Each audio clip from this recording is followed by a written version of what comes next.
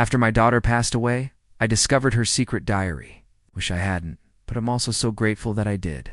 The day it all unfolded was deceptively ordinary. Just a regular Thursday in early May, one of those picture-perfect spring days where the sunlight sparkles through the trees and the breeze carries a faint whisper of winter's last breath. The kind of day that fools you into believing nothing could go wrong.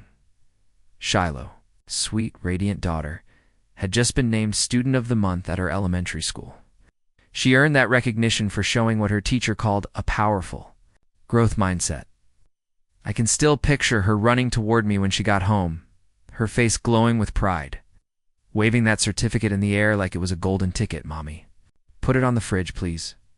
Right in the middle. She's cute. She was so proud, so full of life. That would be the last day I would ever see her alive. I didn't pick her up from school that afternoon. I had to work. I was a barista at the local Starbucks, and normally I managed to leave early. But that day was different. We were short-staffed, the lines never ended, and every minute dragged. By the time my shift ended, I was completely drained, exhausted in a way that sits heavy on your bones. I just wanted to get home, pour myself a glass of wine, forget the world for a little while. When I finally walked through the door, everything felt all wrong. It was too quiet, too still for a house that held a bubbly, nearly 7-year-old girl. Then I saw her, Shiloh, curled up on the couch, hugging her favorite book to her chest. When she noticed me, she bounced up with joy, eager to tell me every little thing about her day. I listened, smiling as I reheated our leftovers. She was glowing, vibrant, beaming. After dinner, I tucked her into bed, wrapping her tightly in her favorite blanket, kissing her forehead again and again. She was the most affectionate little soul. And as I reached for the light switch, she looked up at me with those big, innocent eyes and said in the softest, sweetest voice, "Mommy, I want to die and go to heaven." Time stopped. Those words cut through the air like a blade. My heart clenched inside my chest. But she had said similar things before.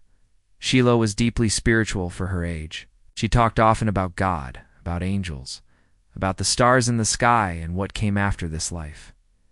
I didn't think too much of it. It was her imagination, her sensitivity. I gently sat beside her and said, "Baby girl, you are way too young to talk like that. You'll go to heaven one day, sure, but not now. You have your whole life in front of you, and I need you. I love you more than I could ever say. I wouldn't know how to go on without you." She gave me that smile, her signature smile with those tiny dimples, and rolled over to sleep. If I had known those would be the last words I'd ever say to her, I would have stayed by her side all night. I cleaned the kitchen. Then, as planned, I poured myself that long-awaited glass of wine and called my best friend.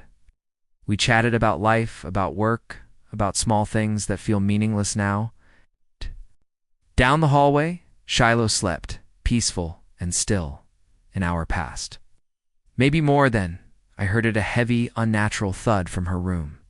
My heart dropped. I raced in, and there she was, lapsed on the floor, her little body motionless, her lips turning blue. Everything after that became a blur. A nightmare lived in slow motion. I dropped beside her, started CPR, my hands shaking. I called 911 while trying to breathe through the panic. My husband had just gotten home. I screamed for him. I begged him to help. The paramedics arrived, lights flashing red and blue through our windows. They rushed her to the hospital. I remember the blur of gurneys, doctors shouting, nurses swarming, machines beeping, needles, wires, hope slowly slipping through our fingers. They told us she had suffered sudden cardiac arrest. They tried everything, fought with all their tools and all their knowledge, and then the doctor came out. Eyes said it before his words did. They needed our permission to stop trying. My knees buckled. My world, my light was gone. The hours that followed, I don't remember them clearly. The trauma blurred everything. My memory collapsed in on itself. I couldn't even remember what her last words to me had been. I couldn't recall if I'd noticed anything off. I began to spiral. Had I missed something? Was there a sign? A plea for help I hadn't heard? My friend, the one I'd been on the phone with, helped me reconstruct the timeline. She reminded me how bright and joyful Shiloh had sounded earlier. Nothing had seemed wrong. No sign of darkness. No warning in my darkest moments of grief. I try to hold tightly to what I can remember. Her excitement about the certificate, the way she nestled into me as I read her bedtime story. The softness of her voice saying, "I want to go to heaven." She always was an old soul, living in a tiny body. She didn't like the world very much. She'd tell me it was too noisy, too fast, too mean. She didn't want to grow up. She talked about angels like they were her friends, just yesterday.